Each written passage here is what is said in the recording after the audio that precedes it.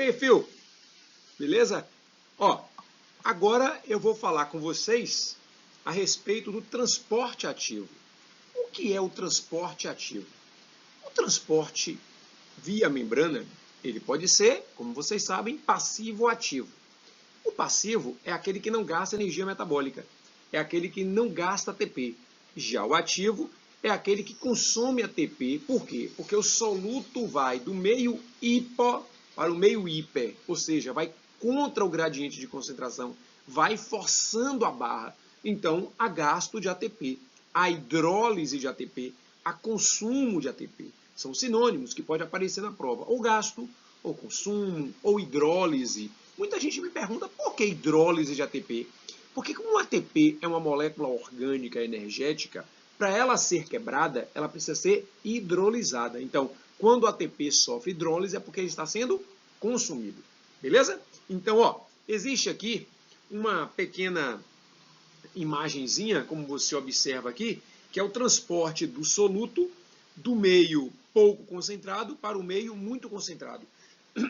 Ou seja, do meio hipotônico para o meio hipertônico, né? E isso acontece, isso é importante que eu vou dizer, via uma proteína integral chamada de bomba. Esta proteína integral que realiza o transporte ativo é uma bomba, é uma ATPase. O que é uma ATPase? É uma proteína que vai quebrar, que vai catalisar o uso do ATP para realizar a sua função.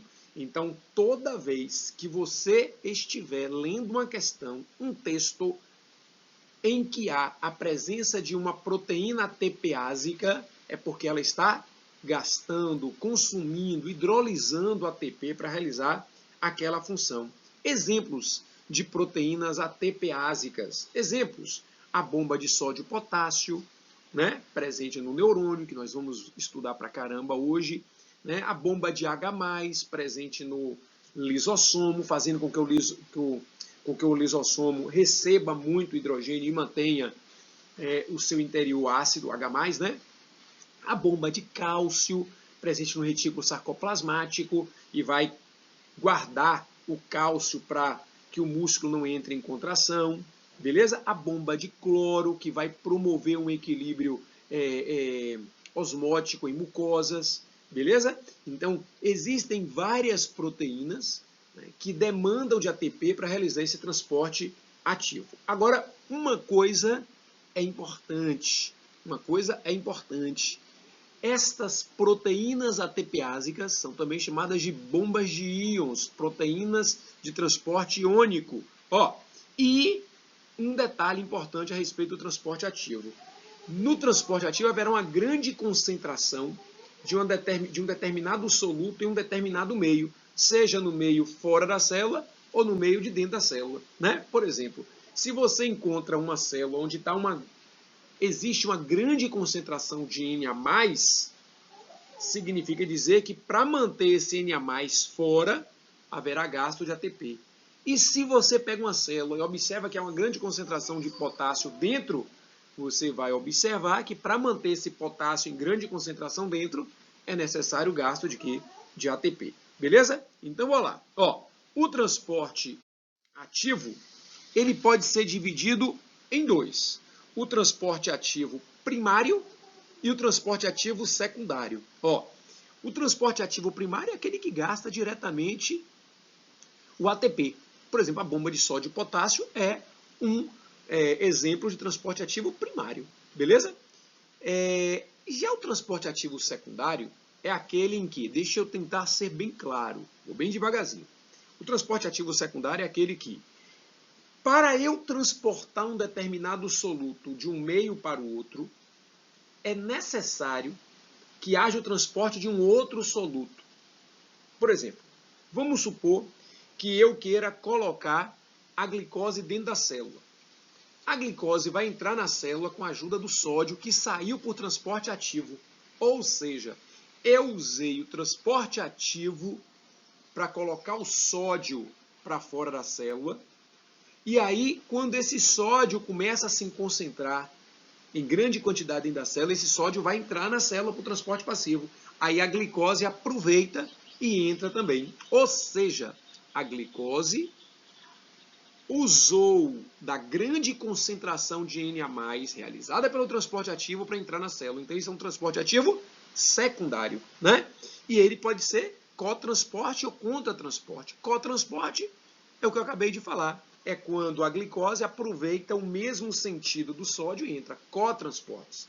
Co, juntos.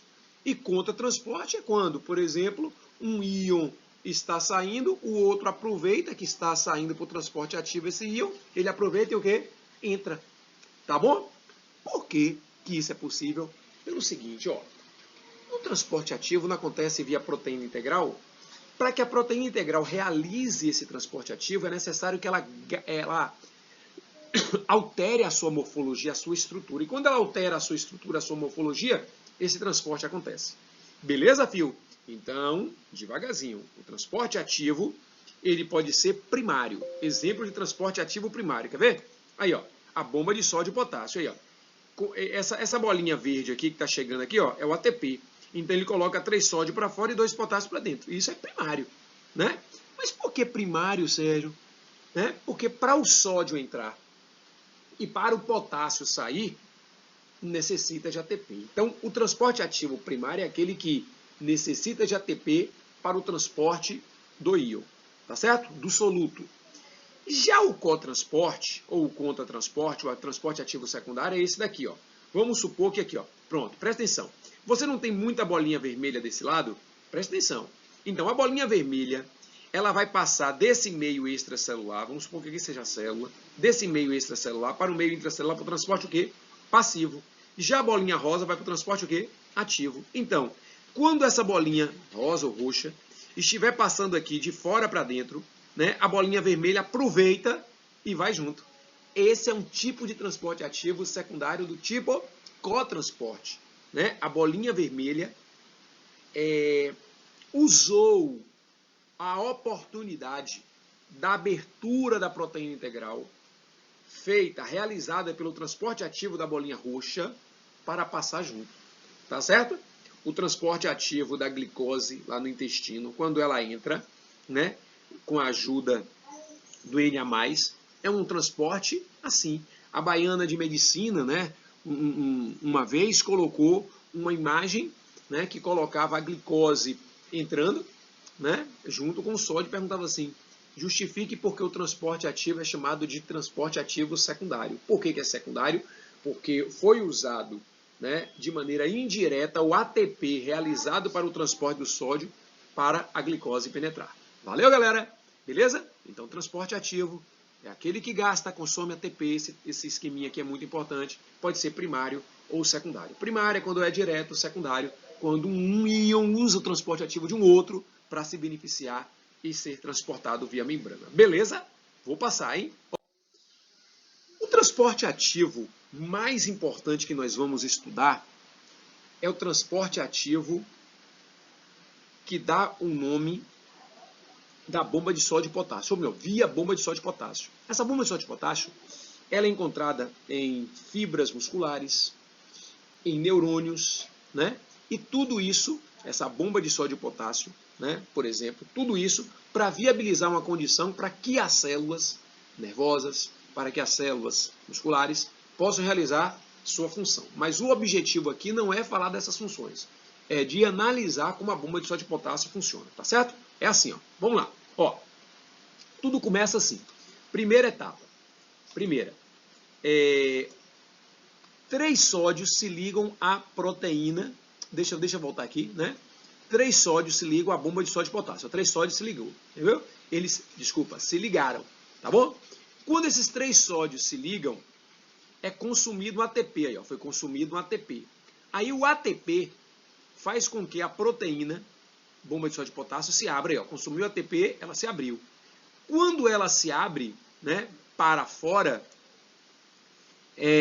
são colocados 3 sódios para fora da célula, né? 3 sódios para fora. Deixa eu colocar todos os esqueminhas aqui. 3 sódios para fora, para o meio extracelular. E aí, 2 potássios se unem. Quando os 3 sódios são liberados para fora, 2 potássios se unem. Quando 2 potássios se unem, né, essa união do potássio com a bomba desenergiza, faz com que a proteína perca energia. E perdendo a energia gerada pelo ATP, né, ela se volta para o meio intra. Quando ela se volta para o meio intra, ela libera 2 potássios para dentro da célula. Beleza? Então, é mais ou menos assim. Ó. Vamos supor que aqui seja o meio intracelular, aqui embaixo o meio intracelular e aqui em cima o meio extracelular. A bomba de sódio e potássio são as minhas mãos aqui. Ela está voltada para o meio intracelular. Aí 3 sódios entram aqui. Quando 3 sódios entram, vem o ATP e ó, energiza a bomba. Aí ela faz isso, ó, ela se volta para o meio extra. Aí os 3 sódios que estavam aqui saem, vai para o meio extra. Aí entram 2 potássios. Quando 2 potássios entram, a energia que está, né, fazendo com que a proteína fique assim, o fosfato energético sai e a proteína faz isso, ó, volta a ficar para o meio intra. Aí os 2 potássios entram. Tá certo? Aí o esqueminha, muito melhor do que esse movimento da minha mão. Ó, 3 sódios, energizou, voltou para fora, 2 potássios entrou, desenergizou a bomba, beleza?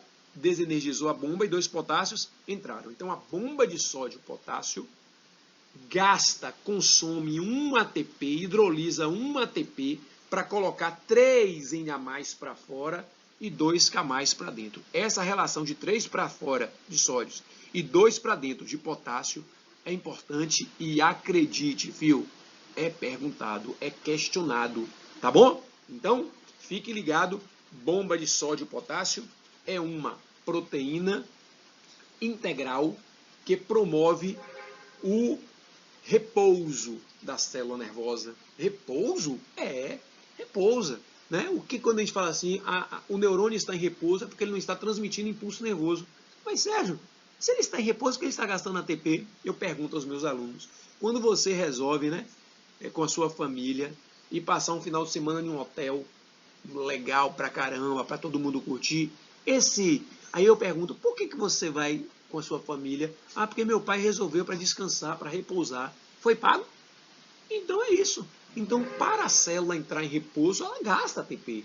Então, como é que ela gasta ATP? Como é que ela chega no repouso gastando ATP? Colocando 3 sódios para fora e 2 potássios para dentro. Nós vamos ver isso lá em tecido nervoso, quando eu vou falar a fibra, ou melhor, o axônio, a fibra axônica, o axônio do neurônio está em repouso quando ele se encontra polarizado. E como é que ele se encontra polarizado? Sódio fora, potássio dentro. Sódio fora, potássio dentro, gasta ATP.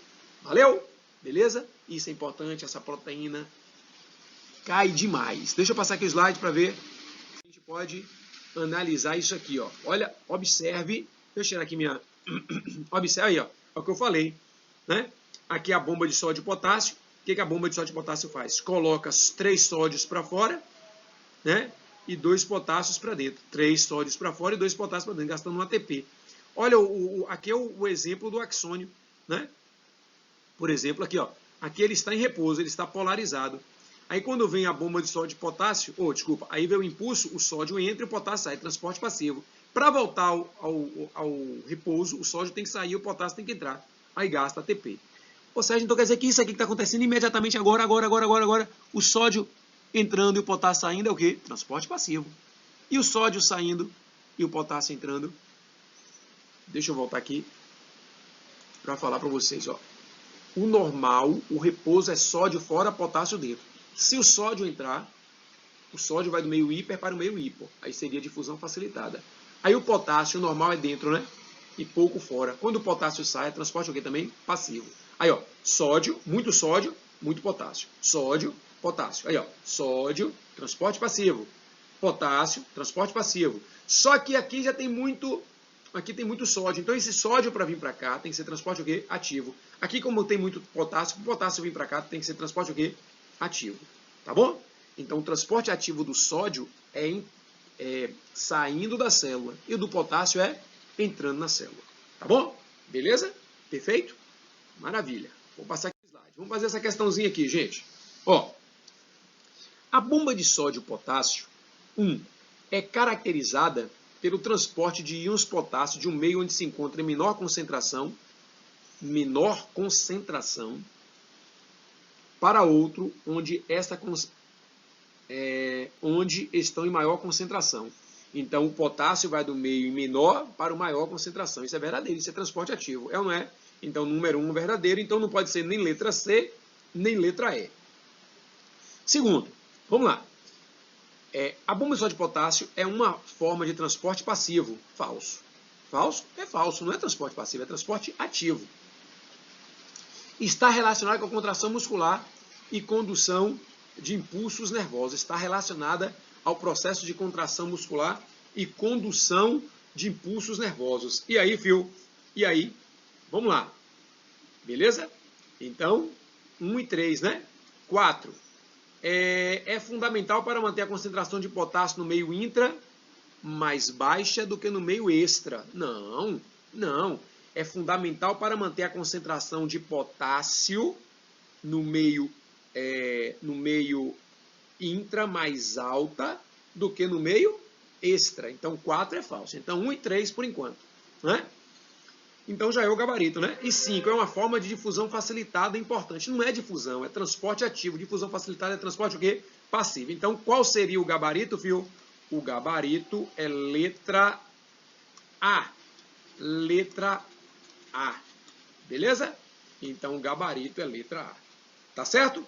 Então, Phil, fique ligado. Transporte ativo é o transporte do soluto do meio hipo para o meio hiper com gasto de ATP. Valeu? Até a próxima. Fui!